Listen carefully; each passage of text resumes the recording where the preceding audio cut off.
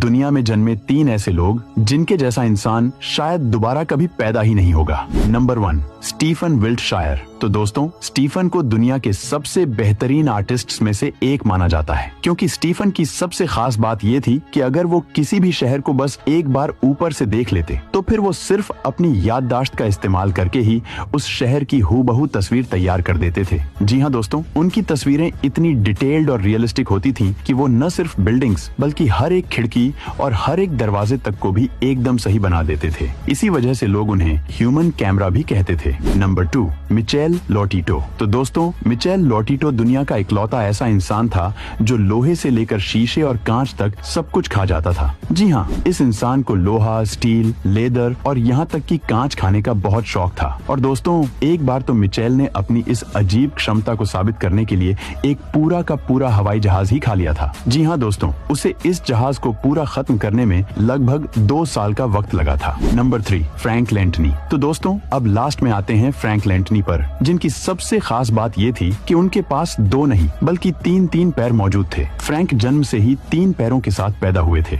और वो अपनी इन तीनों टांगों का इस्तेमाल बिना किसी परेशानी के कर सकते थे। और उनके 3 पैर होने की वजह से पूरी दुनिया उन्हें 3-legged मैन के नाम से जानती थी। तो दोस्तों, आपके हिसाब से इन तीनों में से कौन सा शख्स इतना यूनिक था कि उस जैसा शख्स दोबारा पैदा ही नहीं होगा? कमेंट में जरूर बताइए।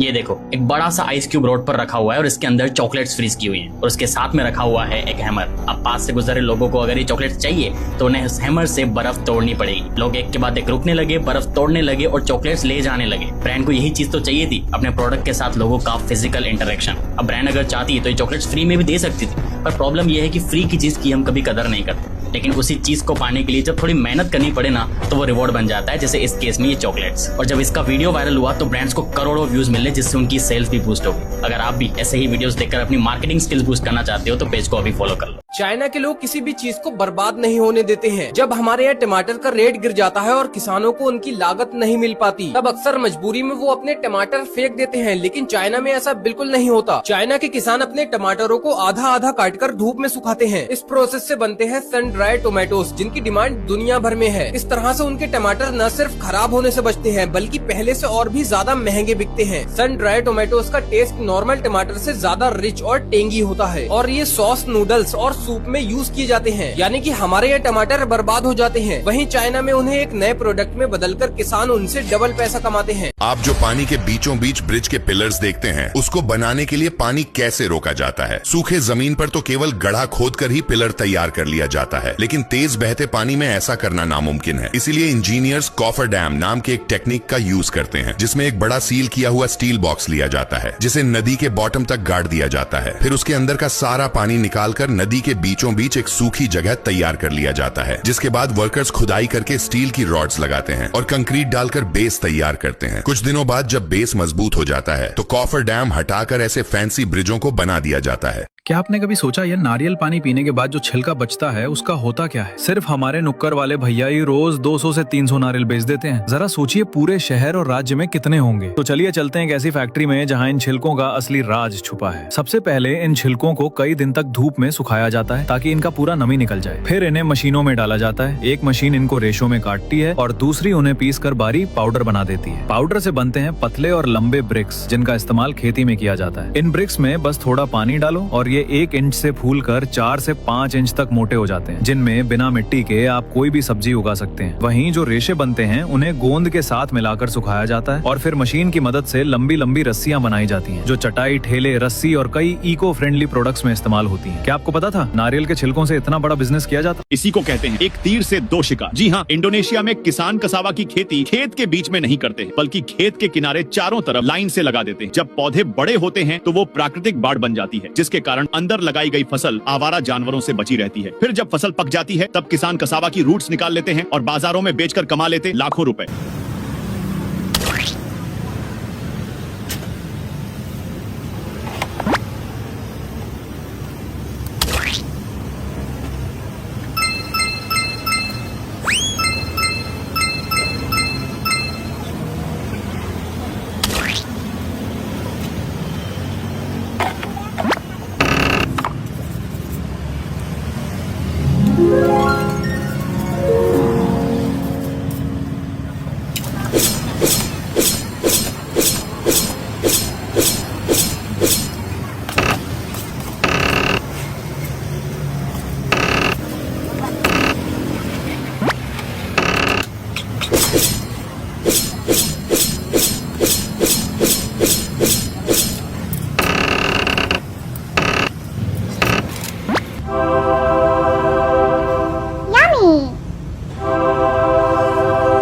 I'm good.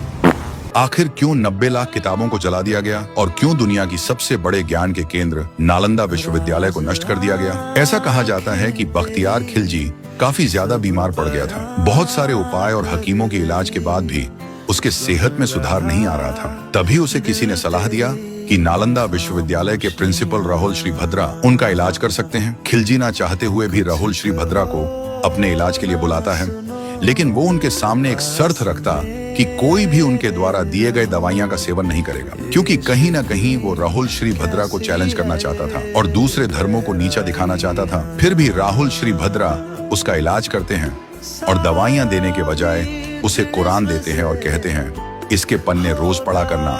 खिलजी वैसा ही करता है और कुछ समय के बाद वह स्वस्थ हो जाता है, क्योंकि राहुल श्रीभद्रा ने कुरान के पन्नों में कुछ दवाइयां लगा दी थी जो कि पढ़ते समय उसके सांसों के माध्यम से उसके तक पहुंच जाती थी। लेकिन ये बात जब खिलजी को पता चलता है उसे जलन होता है। इस बात से जलन होता है कि इन काफिरों के पास मुस्लिम हकीमों से ज्यादा ज्ञान कैसे है। इसीलिए उसने लाइब्रेरी में आग लगा दी और विद्वानों को जिंदा जला दिया और इसी तरह ज्ञान के केंद्र को नष्ट कर दिया। देखो यह है नमक की झील, जिसमें से आप जितना चाहे उतना नमक निकाल सकते हो। इसमें से नमक खत्म ही नहीं होता। इसीलिए तो चीन में बनी इस झील से पिछले 3000 सालों से चाइनीज नमक निकाले जा रहे हैं। लेकिन हर साल नेचर नेचुरली इस पे नमक लाकर पटक देती है। और सबसे जबरदस्त बात इस झील की यह है कि इसमें इतना परफेक्ट रिफ्लेक्शन होता है कि ऐसा लगता है मानो आसमान भी जमीन पर उतर आया है। इसीलिए इसे मिरर ऑफ द स्काई भी कहते हैं। यह है चाइना की सबसे अनोखी ट्रेन, जिसमें पैसेंजर्स खुद ही खिड़कियां साफ करते हैं, जिसके ना तो इन्हें पैसे मिलते हैं और ना ही टिकट फ्री होता है, लेकिन फिर भी ये ऐसा करते हैं। दरअसल ये कोई नॉर्मल ट्रेन नहीं है, बल्कि ये एक लग्जरी ट्रेन है जो शंघाई से तिब्बत तक जाती है। इस बीच ये दुनिया की सबसे खूबसूरत जगहों से होकर गुजरती है। इस ट्रेन की खिड़कियों से बड़े बड़े घास के मैदान और जगमगाती हुई झीलें और ऊंचे ऊंचे बर्फ के पहाड़ जैसे शानदार नजारे देखने को मिलते हैं। लेकिन कभी कभी धूल की वजह से खिड़कियां गंदी हो जाती हैं, इसीलिए पैसेंजर्स पहले से ही खुद अपनी विंडो को साफ कर लेते हैं ताकि वो क्लियर व्यू का मजा ले सकें।